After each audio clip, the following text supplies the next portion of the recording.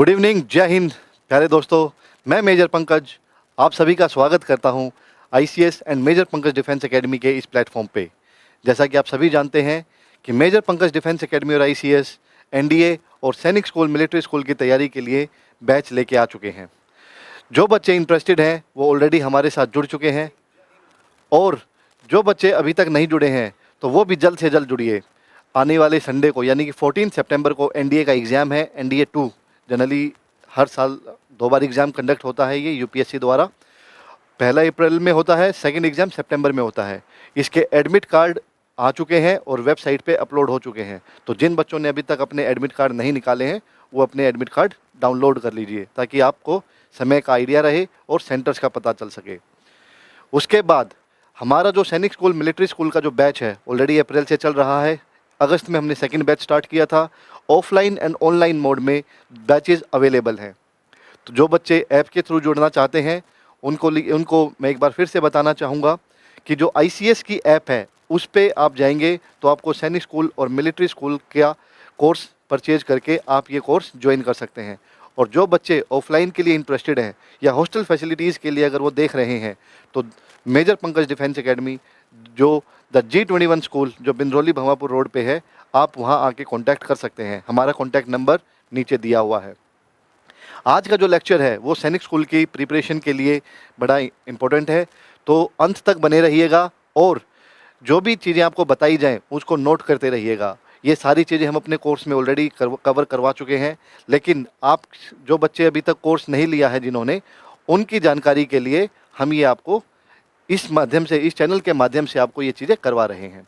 तो आज का जो टॉपिक रहेगा वो रहेगा गोवा स्टेट। इससे पहले हम स्टेट सीरीज शुरू कर रहे थे, उसी में हमने अल्फ़ाबेटिकल स्टार्ट किया था, आंध्र प्रदेश, अरुणाचल प्रदेश, बिहार, छत्तीसगढ़, और उसके बाद अब गोवा का है। नेक्स्ट वीक हमारा गुजरात रहेगा और उसके बारे में भी आपको जानकारी मिलती रहेगी। कुछ मैसेजेस हैं, एक बार वो देख लेते हैं। क्वालिफ़िकेशन कितनी चाहिए? सैनिक स्कूल, मिलिट्री स्कूल के लिए हमने ऑलरेडी एक पहले वीडियो भी बनाई थी जिसमें मेरी और बबीता मैम की वीडियो थी। उसमें हमने सिलेबस क्या है, एज ग्रुप क्या है, वो सारी चीज़ें बताई हैं। जस्ट एक बार मैं आपको थोड़े कम शब्दों में ही बता देता हूँ। 6th क्लास के लिए 10 से 12 साल एज होनी चाहिए और क्लास 9th के लिए 13 से 15 साल के बीच में बच्चे की एज होनी चाहिए।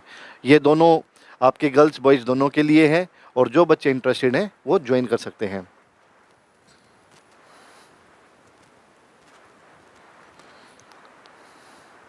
आज का जो टॉपिक है गोवा, इसके बारे में एक बार देख लेते हैं हम।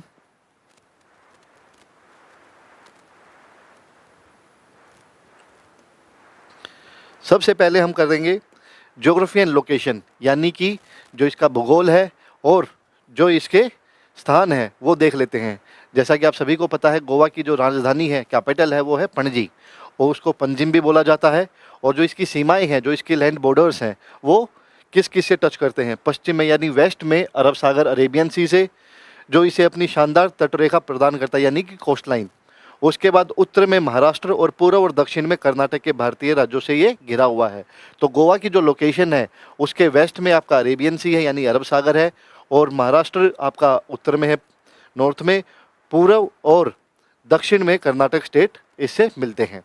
मुख्यमंत्री श्री प्रमोद सावंत हैं और राज्यपाल श्री अशोक गजपति राजू हैं। ये अभी जुलाई में ही चेंज हुए हैं, जो गवर्नर थे, राज्यपाल थे।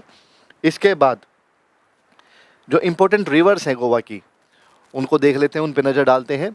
मंडोवी नदी है, इसका डेल्टा परिवहन के लिए एक महत्वपूर्ण जलमार्ग है। यानी आप देखेंगे कि जो अरेबियन सी से भी कनेक्टेड है और जो रिवर्स भी हैं, ये ट्रांसपोर्ट के लिए और एक वाटरवेज के लिए बड़ा इम्पोर्टेंट आपका परिवहन या ट्रांसपोर्ट प्रोवाइड करता है। उसके बाद जुआरी रिवर है, गोवा के दक्षिणी भाग से होकर बहती है, जो अरब सागर में गिरती है।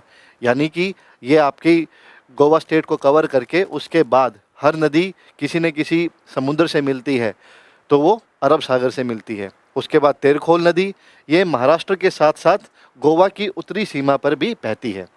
तो जनरली ये इम्पोर्टेंट रिवर्स हैं जो गोवा के अंदर बहती हैं। ये गोवा का मैप है।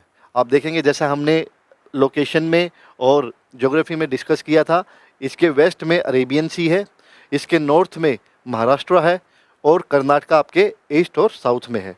तो जनरली ये लोकेशन से आपको आइडिया रहेगा। और ये जितना भी कंप्लीट एरिया है, यहाँ पे बहुत खूबसूरत काफ़ी बीचेस हैं, ठीक है। तो जनरली गोवा लोग घूमने भी जाते हैं, बीचेस पे जाते हैं। इसके बाद है फेमस प्लेसेस, जैसा मैंने आपको बताया समुद्री तट जो है गोवा अपने शानदार समुद्र बीचेस के लिए, तटों के लिए प्रसिद्ध है, जिसमें बहुत सारी बीचेस में आपकी बागा बीच, पालोलेम बीच, कोलवा बीच, वागाटोर बीच, ये डोनापोला, ऐसे काफ़ी बीचेस हैं जो फेमस हैं और लाखों की संख्या में पर्यटक घूमने जाते हैं और विदेशी पर्यटक भी आपको मिलते हैं। इसके बाद चर्चिज एंड टेम्पल्स, क्योंकि अगर हम देखें गोवा में पोर्टुगीज़ का, जैसे पूरे इंडिया में इंग्लिश ब्रिटेन वालों का राज था, ऐसे ही गोवा में जो आपके पुर्तगाली हैं उन्होंने राज किया। तो उन्होंने जो उनका कल्चर था उसके हिसाब से उन्होंने वैसी ही बिल्डिंग बनाई, वैसे ही चर्चिज वगैरह बनाए। तो हम देखते हैं कि उनमें से कुछ जो फेमस हैं उसके बारे में डिस्कस करेंगे। तो पहला है से कैथेड्रल, फेमस चर्च है वहाँ का, भारत के सबसे बड़े चर्चों में से एक है, ये आपका गोवा में है। शांता दुर्गा मंदिर, कवलेम में यह मंदिर देवी शांता दुर्ग को समर्पित है और इसका वातावरण शांत और आध्यात्मिक है। इसके बाद मंगवेशी मंदिर, पोंडा में भगवान शिव को समर्पित एक प्रमुख हिंदू मंदिर जो अपनी खूबसूरत वास्तुकला के लिए जाना जाता है। इसके बाद है आपका बेसिलिका ऑफ बॉम जीसस, पुराने गोवा में यूनेस्को की विश्व धरोहर स्थल है, यानी कि वर्ल्ड हेरिटेज साइट है। ये डेली होती है क्या? एक मैसेज है, ये क्लासेस हमारा जो ऐप है, जो हमारा कोर्स ऑलरेडी चल रहा है ऑनलाइन ऑफलाइन, वहाँ पे ये क्लासेस रेगुलर होती हैं मंडे टू फ्राइडे, और हर सैटरडे और संडे को, या तो सैटरडे या संडे को हम टेस्ट कंडक्ट करते हैं जो बच्चे हमसे जुड़े हुए हैं उनके लिए, ताकि पूरे वीक में या पहले जो सिलेबस हो चुका है उसके टेस्ट कंडक्ट किए जाते हैं। आपको इसके माध्यम से जो हम ये चैनल पे क्लास ले रहे हैं वो तो सिर्फ इसलिए है कि जो बच्चे या जो पेरेंट्स अभी तक इस बात से अनजान है कि ऐसा कोई कोर्स आईसीएस और Major Pankaj defence academy run कर रहा है, सिर्फ उनको बताने के लिए हम यहाँ से ये क्लासेस लेते हैं, ताकि ज़्यादा से ज़्यादा आप लोगों को ये बात पता चल सके।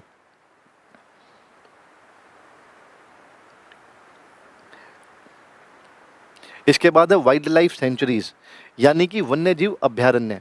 जनरली जितने भी कॉम्पिटिटिव एग्ज़ाम्स होते हैं उसमें कोई ना कोई सवाल आपके जीके में जो एसएस या साइंस से रिलेटेड होते हैं और जीके से भी रिलेटेड होते हैं, उसमें ये चीज़ें पूछी जाती हैं। या तो किसी यूनेस्को वर्ल्ड हेरिटेज साइट का आ जाएगा, किसी बर्ड सेंचुरी का आ जाएगा, नेशनल पार्क का आ जाएगा, वाइल्ड लाइफ सेंचुरीज़ का आ जाएगा, या फिर आपके रिवर्स या important dam, places, festivals, language, dress, बहुत सारी ऐसी चीज़ें हैं। और इसका जो सिलेबस है वो अपने आप में इतना विस्तार से है कि एक दिन, 2 दिन या 1 महीने में वो चीज़ें कवर नहीं हो सकती। इसीलिए हमने अप्रैल से ही ये कोर्स स्टार्ट कर दिया था। नेक्स्ट वीक आपके जो राष्ट्रीय मिलिट्री स्कूल हैं, आरएमएस बोलते हैं जिनको, मिलिट्री स्कूल बोलते हैं, जो पूरे इंडिया में 5 हैं, उनके फॉर्म्स निकल जाएंगे। और जैसे ही वो फॉर्म आउट होंगे, नोटिफिकेशन आएगी, आपको इस चैनल के माध्यम से वो इन्फॉर्मेशन प्रोवाइड की जाएगी कि एग्ज़ाम कब होगा, उसके फॉर्म भरने की लास्ट डेट कब है, और वो सारी चीज़ें आपको इस चैनल के माध्यम से समय समय पर बताते रहेंगे। दिसंबर में जनरली आपका मिलिट्री स्कूल का एग्ज़ाम होता है, उसके बाद जनवरी में आपका सैनिक स्कूल का एग्ज़ाम होता है। नवोदय स्कूल का भी आपका दिसंबर जनवरी में, और राई स्पोर्ट्स स्कूल का भी आपका जनवरी फरवरी में एग्ज़ाम कंडक्ट किए जाते हैं। तो जनरली अगर आप देखेंगे तो दिसंबर जनवरी फरवरी में आपके सभी कोर्सेज, सभी स्कूल्स के जो एग्ज़ाम्स है वो कंडक्ट कर दिए जाते हैं। सितंबर, अक्टूबर और नवंबर में इनके फॉर्म्स निकलते हैं। जैसे ही कोई भी नया फॉर्म निकलेगा किसी भी स्कूल का, जैसे हमने नवोदय के बारे में आप लोगों को बताया था, तो मिलिट्री स्कूल या सैनिक स्कूल या राई स्पोर्ट्स स्कूल, जैसे ही इनकी नोटिफिकेशन आएगी आप इस चैनल के माध्यम से उस चीज़ को पता कर सकते हैं। इसके बाद सलीम अली पक्षी अभ्यारण्य, भगवान महावीर वन्यजीव अभ्यारण्य, बाघ, तेंदुए और हाथी मिलते हैं। कोटियागो वन्यजीव अभ्यारण्य और बोंडला वन्यजीव, जनरली ये आपकी वाइल्ड लाइफ सेंचुरीज़ हैं, ठीक है। आपको ये सभी आपको गोवा में देखने को मिलेगी। कई बार हो जाता है कि कोई वाइल्ड लाइफ सेंचुरी पूछ लेते हैं कि ये कौन से स्टेट में लोकेटेड है, तो आपको पता होना चाहिए। इसीलिए हमने स्टेट वाइज ये सारी चीज़ें कवर की हैं और उसको कोशिश की है कि आप बच्चों तक ये इन्फॉर्मेशन पहुंचती रहे। उसके बाद अन्य स्थान, जैसे हमने रिवर्स कर ली, वाइल्ड लाइफ सेंचुरीज कर ली, फिर हमने फेमस चर्च और टेम्पल्स कर लिए। उसके बाद भी अन्य स्थान यानी जो अदर प्लेसेस हैं जो सुर्खियों में रहती हैं, चर्चा में रहती हैं, उसमें आपका गोवा राज्य संग्रहालय यानी म्यूजियम पणजी में स्थित है और गोवा के इतिहास, कला और संस्कृति को प्रदर्शित करता है।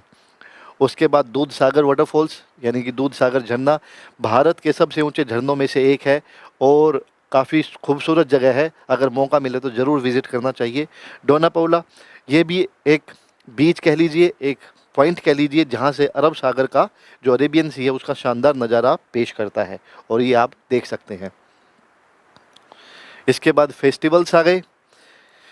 जनरली जो कार्निवल है बड़ा धूमधाम से सेलिब्रेट किया जाता है और फरवरी मार्च में ये कंडक्ट होता है, सेलिब्रेट किया जाता है।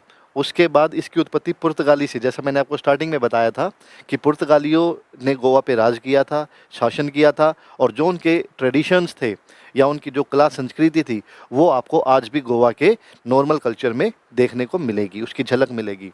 इसकी उत्पत्ति पुर्तगाली से हुई है और यह गोवा में सबसे बड़े उत्सव में से एक है। काफ़ी फेमस फेस्टिवल है और बड़े धूमधाम से हज़ारों लाखों की तादाद में लोग इसको सेलिब्रेट करते हैं। इसके बाद है शिग्मो। शिग्मो जनरली मार्च में सेलिब्रेट किया जाता है और जिस तरह से हिंदुओं में होली फेस्टिवल सेलिब्रेट किया जाता है, वैसे ही शिग्मो भी गोवा का एक फेस्टिवल है और उसको इसी तरीके से सेलिब्रेट किया जाता है। और गोवा में हिंदू और ईसाई दोनों द्वारा ये मनाया जाता है, यानी एक तरह से आपका क्रिश्चियंस का है लेकिन वहाँ पे जो अदर रिलीजन्स वाले लोग हैं वो भी इसको सेलिब्रेट करते हैं। और सबसे प्रसिद्ध हिस्सा शिग्मो परेड है, यानी एक तरह की परेड होती है और हज़ारों की तादाद में लोग इसमें हिस्सा लेते हैं। इसके बाद ईस्टर मार्च अप्रैल में सेलिब्रेट होता है। ईस्टर के बाद जो ईस्टर सोमवार आता है उसे गोवा में सार्वजनिक अवकाश यानी कि छुट्टी भी होती है। और इसको किस उत्सव में मनाया जाता है? ईस्टर ईसाइयों का त्यौहार है यानी क्रिश्चियंस का त्यौहार है और जो ईसा मसीह के पुनरुत्थान यानी कि रिनन्सिएशन के बाद दोबारा होने के बाद celebrate the resurrection of Jesus Christ यानी कि उनके पुनरुत्थान का जश्न मनाने के लिए ये सेलिब्रेट किया जाता है ईस्टर।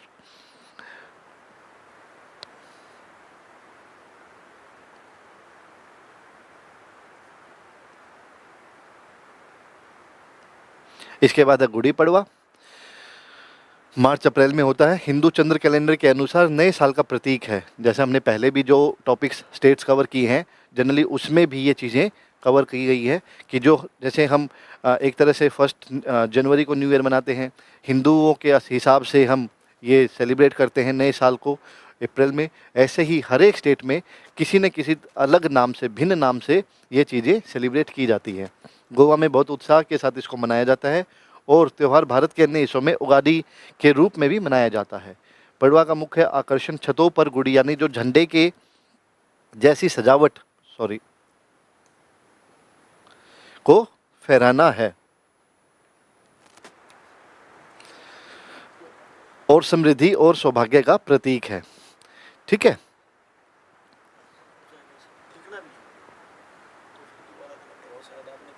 वो हो सकता है।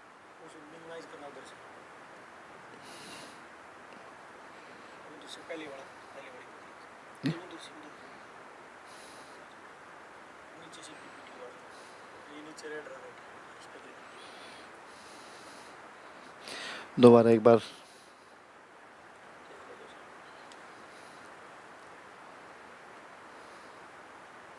ये हम सारी चीज़ें पढ़ चुके हैं।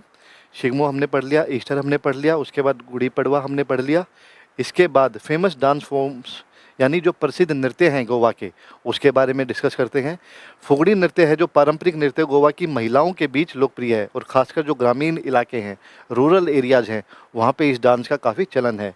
इसके बाद एक गोलाकार में ये किया जाता है यानी कि सर्कल बना लेते हैं और उसके बाद ये डांस किया जाता है। आमतौर पर गणेश चतुर्थी पर जैसे त्योहारों के दौरान ये जो डांस है फुगड़ी डांस ये किया जाता है। उसके बाद देखनी अगेन ये भी महिलाओं द्वारा किए जाने वाला एक अर्धशास्त्रीय यानी कि सेमी आपका क्लासिकल डांस है, सेमी क्लासिकल डांस, जिसमें अक्सर नाविक की बेटी को नदी पार करने के लिए मदद मांगते हुए दिखाया जाता है, यानी एक्ट के थ्रू भी ये डांस फॉर्म किया जाता है। इसमें लोक और शास्त्रीय संगीत तत्वों का मिश्रण होता है और इसमें मधुर कोंकणी संगीत के साथ प्रस्तुत किया जाता है। जैसे हनब सहबा है, ये एक तरह का गोवा का लोकगीत है। हनव सहबा पोलटोडी वेतम, ये इनकी लैंग्वेज, जो गोवा की लैंग्वेज है, जो लोकल लैंग्वेज है, उसमें ये गीत है और जनरली इसको ही गा के ये डांस फॉर्म किया जाता है। इसके बाद कुनबी डांस, गोवा के सबसे शुरुआती निवासी जो उस समय सबसे पहले जो आके बसे थे, उनके द्वारा एक जो जनजाति है, ट्राइब है, उसके द्वारा ये किया जाता है और उसका नाम भी कुनबी जनजाति है। तो उसी के नाम पे कुनबी डांस फॉर्म मनाया जाता है, किया जाता है। एक सरल तेज गति वाला नृत्य है जो उनकी कृषि जीवन यानी एग्रीकल्चरल जो उनका लाइफस्टाइल है उसको दर्शाता है। इसके बाद महिलाएं लाल साड़ी पहनती है, एक आदिवासी शैली यानी इनका एक तरह का ट्रेंड है, ये ट्रेडिशन है और समन्वित हरकतें करती है, यानी कि मिलजुल के जो डांस फॉर्म है उसको परफॉर्म करती हैं। इसके बाद जो हमने ये डांस फॉर्म्स पढ़ी हैं, उसके अलावा भी कुछ ऐसी डांस फॉर्म्स हैं जिसमें आपका समाई डांस आ गया, सिग्मो डांस आ गया, घोड़े यानी घोड़े के रूप में जो नृत्य होता है वो हो गया, और एक गोफ नृत्य है। ये नृत्य भी आपके गोवा के अंदर किए जाते हैं। इसके बाद ट्रेडिशनल आर्ट फॉर्म्स यानी पारंपरिक कला रूप, जनरली हर एक स्टेट की कोई ना कोई आपकी वेशभूषा है, कला है, आर्ट फॉर्म जैसे हमने किया, लैंग्वेज है, फेस्टिवल्स हैं, प्लेसेस हैं। वो उसके बाद आज जो सबसे इम्पोर्टेंट गोवा की कला है वो है कावी कला, दीवार पर चित्र बनाने की। प्राचीन गोवा भित्ति चित्रकला मंदिर और घर की दीवारों पर लाल लेटराइट मिट्टी का उपयोग करके बनाई जाती है। इसके बाद हिंदू मंदिरों और पारंपरिक गोवा घरों में पाई जाती है। डिज़ाइन में आमतौर पर पौराणिक कहानियाँ, पुष्प रूपांकन और ज्यामिति यानी ज्योमेट्री पैटर्न वाली चीज़ें आपको देखने को मिलेगी। तो जनरली अगर आपको कोई क्वेश्चन आता है कि कावी कला किस स्टेट से संबंध रखती है, और अगर ऑप्शन में गोवा है तो आपको गोवा पे टिक करना है। इसके बाद चितारी कला, ये गोवा का जो चितारी समुदाय है उसके द्वारा निर्मित है। मंदिर, घरेलू वस्तुओं और धार्मिक लकड़ी की वस्तुओं को सजाने के लिए इस्तेमाल की जाने वाली जीवंत पेंटिंग है।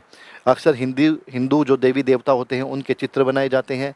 लोक कथा और जो दैनिक जीवन को दर्शाती है, यानी जो डेली लाइफ में जो चीज़ें यूज होती है, चाहे उसमें प्रकृति आ गई या आपकी लोक कथा आ गई या जो हिंदू देवी देवता है उनके चित्र बनाए जाते हैं, उसी को हम चितारी कला कहते हैं। इसके बाद बैम्बू क्राफ्ट यानी कि बांस का शिल्प, बांस का व्यापक रूप से टोकरी, चटाई, लैंपशेड और फर्नीचर बनाने के लिए उपयोग किया जाता है। धनगर जैसे आदिवासी समुदाय, कई बार क्वेश्चंस ट्राइब के ऊपर भी पूछे जाते हैं कि ये ट्राइब कौन से स्टेट में होती हैं। जैसे मैंने आपको पिछली बार भी बताया था, तो आपकी जैसे राजस्थान की एक ट्राइब का क्वेश्चन आ गया था। पेंटिंग में अगर मैं बताऊं, मधुबनी पेंटिंग का आपका एक क्वेश्चन आया हुआ था।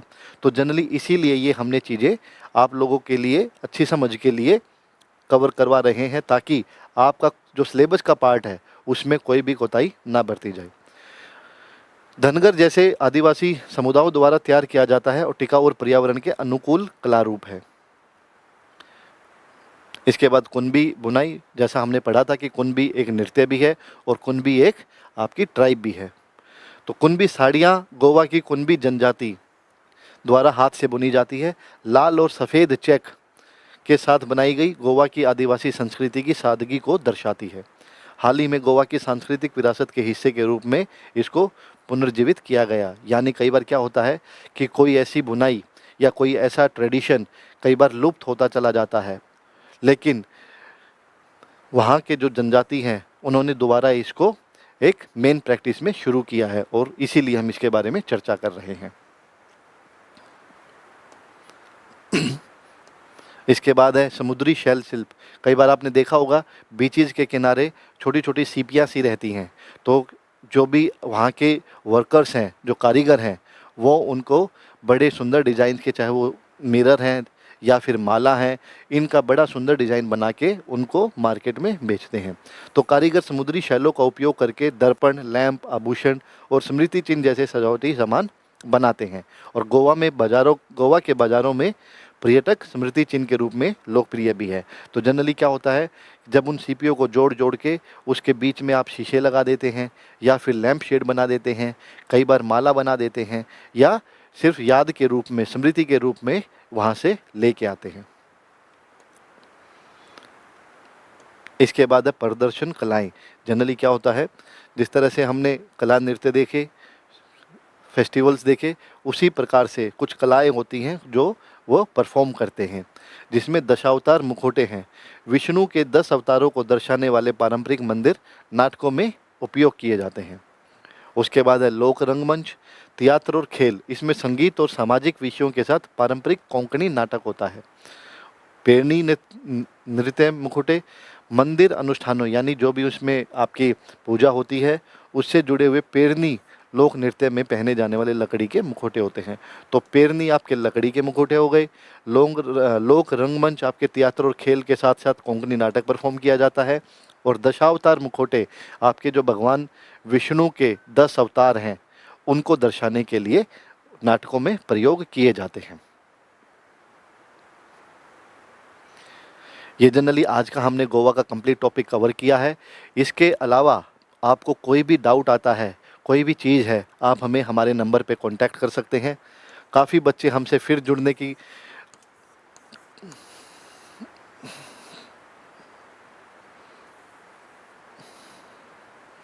मैं आपको यहाँ पे नंबर लिख देता हूँ।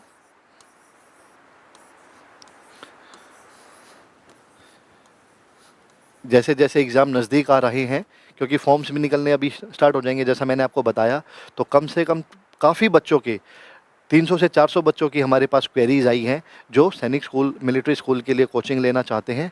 आप इस नंबर पे कांटेक्ट कर सकते हैं या फिर 8395 910 204। आप इनमें से किसी भी नंबर पे कांटेक्ट करके कोई भी जानकारी लेना चाहते हैं, चाहे वो एग्ज़ाम से रिलेटेड है, एज से रिलेटेड है, क्वालिफ़िकेशन, एलिजिबिलिटी या फिर फ़ीस से रिलेटेड है। हमने पहले लेक्चर्स में भी बताया था कि हमारी जो सैनिक स्कूल की फ़ीस है वो 3999 है। मंडे टू फ्राइडे इसकी क्लास होती है, इवनिंग में 2.5 से 3 घंटे की क्लास होती है। कंप्लीट सिलेबस इसमें कवर करवाया जाएगा और जब तक एग्ज़ाम्स नहीं हो जाते हैं, चाहे वो सैनिक स्कूल है, मिलिट्री स्कूल, नवोदय स्कूल या राइस स्पोर्ट्स स्कूल, तब तक ये क्लासेस चलती रहेंगी। और हर हफ्ते आपको टेस्ट दिया जाता है, टेस्ट सीरीज चलाई जाती है, ताकि आपको जो सिलेबस हम कवर करवा चुके हैं ये जानने के लिए कि कितने बच्चे कितना स्कोर कर रहे हैं, कितना उनके समझ में आया है। और हर हफ्ते इस चीज़ के लिए हमारे टेस्ट कंडक्ट किए जाते हैं। जो भी पेरेंट्स इच्छुक हैं, जो चाहते हैं कि उनके बच्चे एक ऐसे स्कूल का हिस्सा बने जहां से उनका एक बेहतर फ्यूचर, उनका एक भविष्य तैयार हो सकता है, तो आज ही कांटेक्ट कीजिए मेजर पंकज डिफेंस एकेडमी और आईसीएस से। इन नंबर पे कॉल करके अपनी ज़्यादा से ज़्यादा जो आपकी जानकारी है उसके बारे में जानिए। इसी के साथ आज की क्लास यहीं समाप्त करते हैं। Thank you very much. जय हिंद।